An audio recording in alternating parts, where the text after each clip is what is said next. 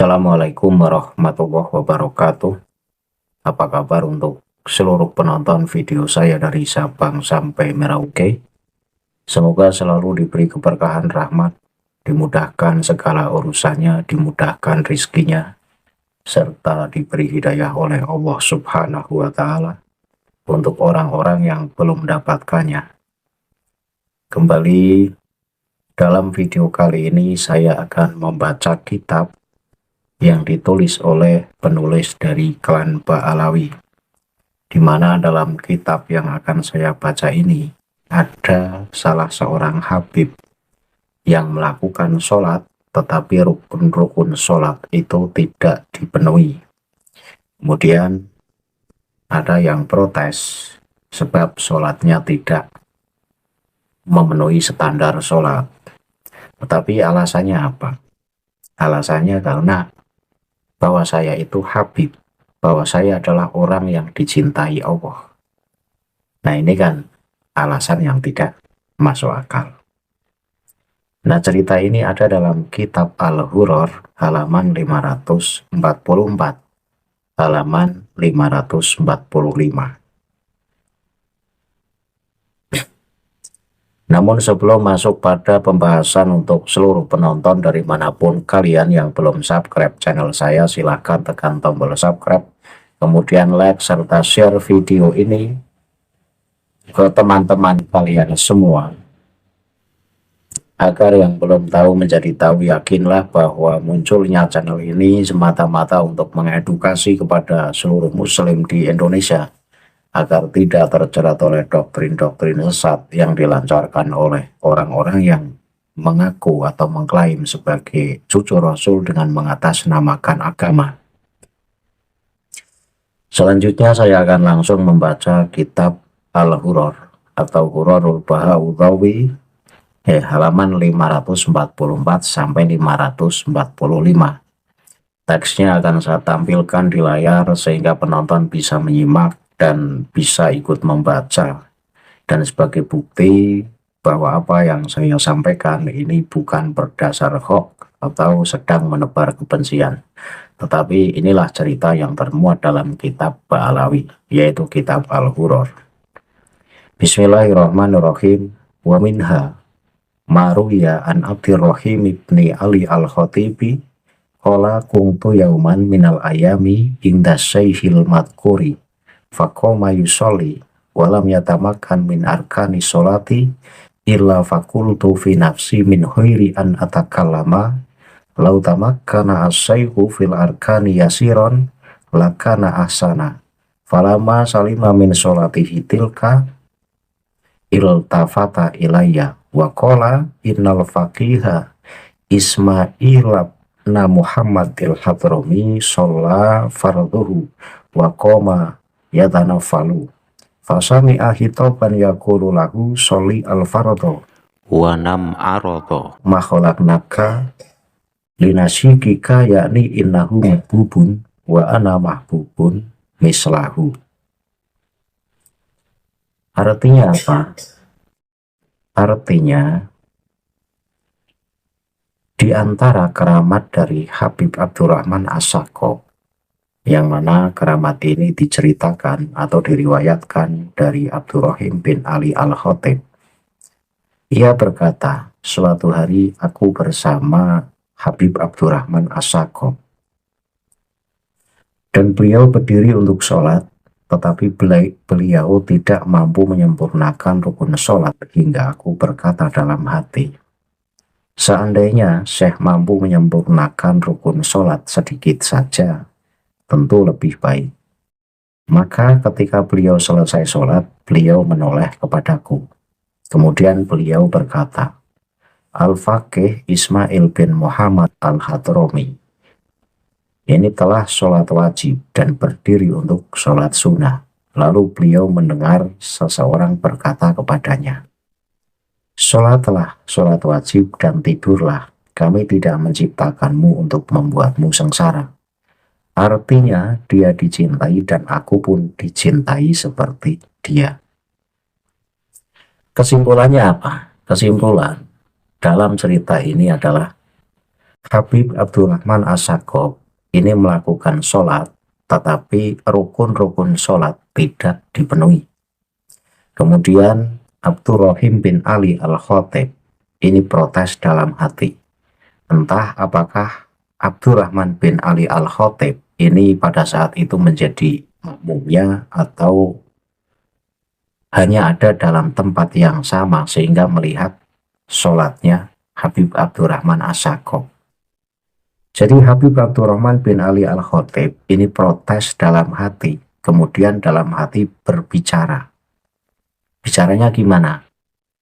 Kalau rukun-rukun sholat itu dipenuhi sedikit saja, tentu akan lebih baik. Itulah ucapan yang diucapkan dalam hatinya Abdurrahim bin Ali Al-Khatib. Kemudian Habib Abdurrahman As-Sakop setelah selesai sholat ini menoleh dan bicara pada Abdurrahim bin Ali Al-Khatib bahwa Al-Faqih Ismail bin Muhammad Al-Hadrami itu mendengar ucapan seseorang yang mengatakan, sholatlah lalu tidur nyenyaklah. Sesungguhnya aku tidak akan membuatmu sengsara. Nah, kemudian Habib Abdurrahman As-Sakop ini melanjutkan bicaranya. Al-Faqih Ismail bin Muhammad Al-Hadrami itu dicintai dan aku pun dicintai. Jelasnya dalam cerita ini yaitu ingin menunjukkan kehebatan dari Habib Abdurrahman As-Sakop. Di mana letak kehebatannya? Kehebatannya adalah bahwa Abdurrahim bin Ali Al-Khatib yang protes dalam hati pada saat Habib Abdurrahman As-Sakop melakukan sholat, ini Habib Abdurrahman As-Sakop tahu apa yang diucapkan oleh Abdurrahim bin Ali Al-Khatib dalam hati. Itu keramatnya. Kemudian yang akan saya kritik dalam cerita ini adalah bahwa Habib Abdurrahman As-Sakop ini melakukan sholat, tetapi rukun-rukun sholat tidak dipenuhi. Nah, ketika Habib Abdurrahim bin Ali Al-Khatib ini protes dalam hatinya, masa sholat rukun-rukunnya nggak dipenuhi. Ini Habib Abdurrahman As-Sakop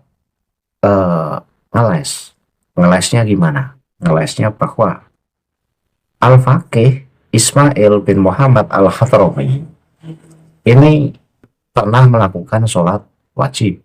Kemudian setelah sholat wajib selesai disambung sholat sunnah.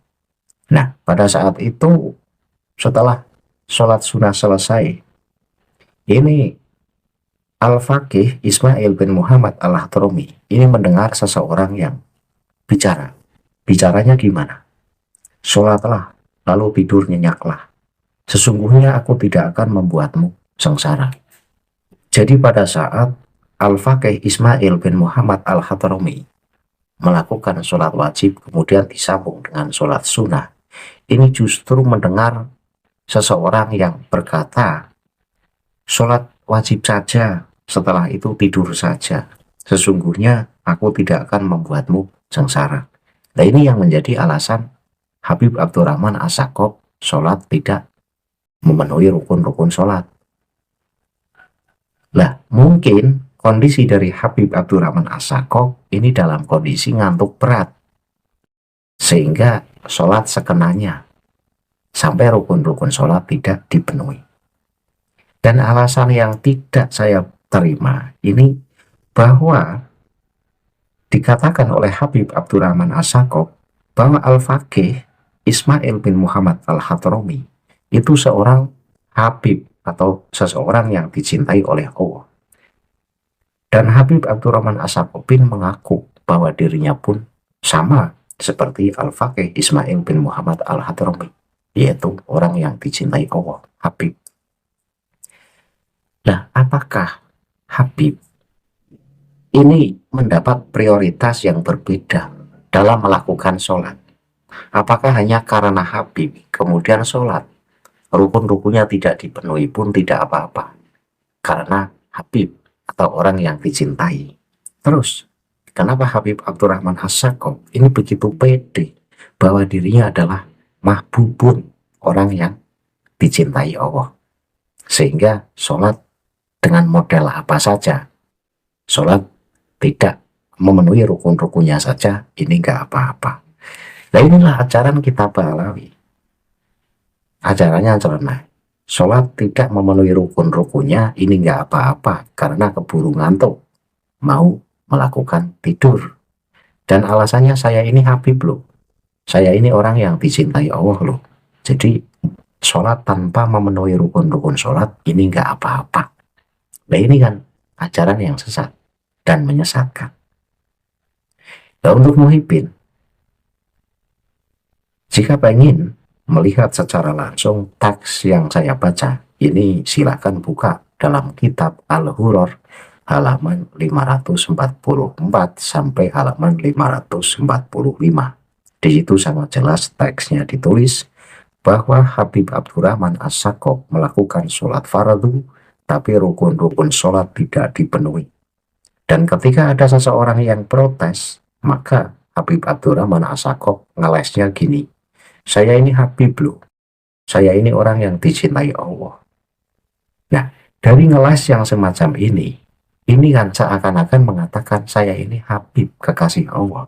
Jadi saya sholat mau model cara apa saja, tentu Allah tidak mempermasalahkan. Nah ini kan ajaran yang semacam ini ajaran yang kacau. Kalau mau bicara soal Habib, kalau mau bicara soal orang yang dicintai Allah, Rasulullah adalah orang yang paling dicintai Allah. Rasulullah saja sholat yang memakai tata cara, seperti tata cara yang diajarkan kepada kita. Rukun-rukun sholat dipenuhi. Dan ilmu fikih mengatakan, ketika sholat, sementara rukun-rukun sholat tidak dipenuhi, maka sholatnya tidak sah, alias tidak dianggap batal. Kalau tanpa udzur, misalnya sakit yang tidak menjadikan kita tidak mampu untuk memenuhi fardu-fardunya atau rukun-rukunnya. Lah ini kan alasannya cuma ngantuk berat. Saya yakin di sini alasannya ngantuk berat karena di sini memakai alasan bahwa Al-Faqih bin Ismail bin Muhammad Al-Hadrami ini mendengar seseorang yang mengatakan sholat fardu saja, nggak usah disambung sholat sunnah, kemudian tidurlah yang nyenyak, sesungguhnya aku tidak akan membuatmu sengsara. Nah, ketika Habib Abdurrahman As-Sakop memakai alasan semacam ini, berarti pada saat Habib Abdurrahman As-Sakop melakukan sholat fardu dan rukun-rukun sholat tidak dipenuhi, ini kemungkinan besar dalam kondisi ngantuk berat. Nah, ngantuk berat ini kan tidak bisa menjadi alasan seseorang melakukan sholat dan tidak melakukan fardu-fardunya atau rukun-rukunnya. Karena itu bukan salah satu alasan. Kan masih mampu untuk memenuhi rukun-rukun sholatnya. Tetapi ini tidak. Alasannya, saya Habib loh. Saya ini kekasih Allah. Saya adalah orang yang dicintai Allah. Jadi saya mau sholat dengan model apa saja. Tentu Allah tidak mempermasalahkan. Ini maksud cerita dalam kitab ini ya begini. Nah inilah salah satu bukti. Makin saya kaji kitab-kitab Ba'alawi, makin saya menemukan bukti-bukti yang banyak bahwa ajaran-ajaran Ba'alawi ini ajarannya nyeleneh dan sesat serta menyesatkan. Karena kajian-kajian fikih seperti yang kita sudah pelajari bahwa rukun-rukun sholat ini adalah sesuatu yang harus dipenuhi dalam sholat. Ketika kita melakukan sholat dalam kondisi mampu tetapi tidak memenuhi rukun-rukun sholat, ini sholatnya menjadi batal. Nah kalau Habib Abdurrahman As-Sakop sholat seenaknya jidat, rukun-rukun sholat tidak dipenuhi dengan alasan saya Habib, ya ini ya sudah kacau ajaran Habib Abdurrahman As-Sakop. Itu saja yang bisa saya sampaikan. Intinya bahwa apa yang saya sampaikan ini untuk membuktikan bahwa ajaran kitab-kitab Ba'alawi memang ajarannya nyeleneh, sesat dan cenderung menyesatkan. Untuk muhibbin, tolong cerdaslah, tolong berpikir netral, jangan cinta membabi buta. Gunakan akal sehat kalian. Dengan begitu, Anda akan bisa menyimpulkan seperti apa ajaran Ba'alawi, seperti apa kitab-kitab Ba'alawi. Saya akhiri kajian ini, akhirul kalam, billahi taufik wal hidayah. Wassalamualaikum warahmatullahi wabarakatuh. Salam waras untuk seluruh muslim di Indonesia.